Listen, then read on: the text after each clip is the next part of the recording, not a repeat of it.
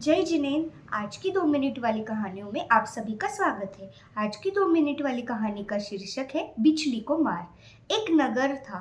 उस नगर में एक वृक्ष था। उस वृक्ष के नीचे एक बाबा बैठा हुआ था।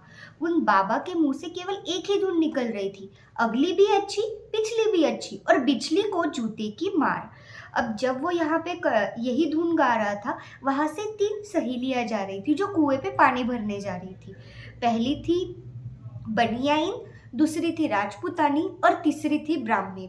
जब तीनों वहां से जा रही थी तब वह बाबा यही धुन गा रहा था, अगली भी अच्छी, पिछली भी अच्छी, बीच वाली को जूते की मार।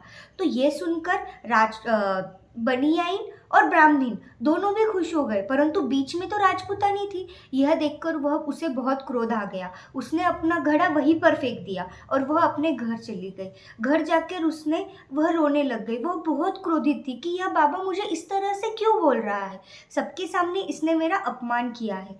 कुछ समय पश्चात जब उसका पति आया, राजपूत घर पे आया, उसने आके उससे पूछा कि तुम्हें क्या हुआ है, तुमने हम अपनी ये हालत क्यों कर ली है। ये सुनकर उसने कहा, उस बाबा ने बोला अगली भी अच्छी, अर्थात जो पहले ब्राह्मणी थी वह भी अच्छी और पिछली भी अच्छी, अर्थात जो बनियाइन है वह भी अच्छी, और बीच वाली को जूतों की मार, अर्थात मैं बीच में थी तो मुझे जूतों की मार।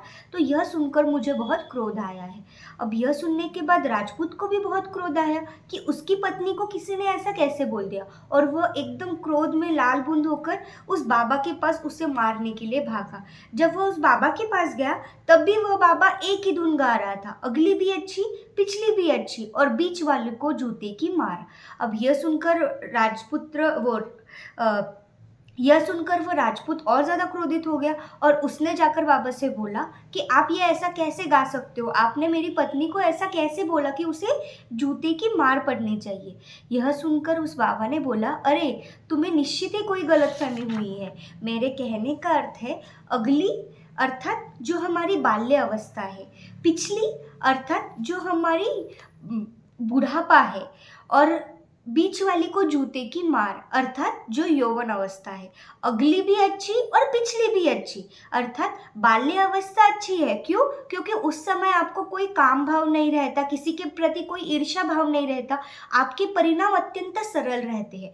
पिछली भी अच्छी अर्थात जो प्रौढ़ अवस्था है, तो उसमें क्या होता है कि उस समय आपकी इंद्रियां जो है वह शिथिल होने लगती है और उसी कारण आपके विषयों के प्रति की आसक्ति भी कम होने लगती है, इसलिए वह भी अच्छी। और बीच वालों को जूते की मार अर्थात जो यौवन अवस्था है वह अच्छी नहीं है। क्यों नहीं है? क्योंकि इसी यौवन अवस्था में हमें काम उत्पन्न होता है, दूसरों के प्रति ईर्ष्या भाव होता है, और वह जो यौवन अवस्था का समय है, वह समय जो हमें धार्मिक क्रियाओं में व्यस्त करना चाहिए, वह हम धार्मिक क्रियाओं में ना गवाकर वह समय हम बाकी इंद्रिय आदि की क्रियाओं में व्यर्थ करते हैं।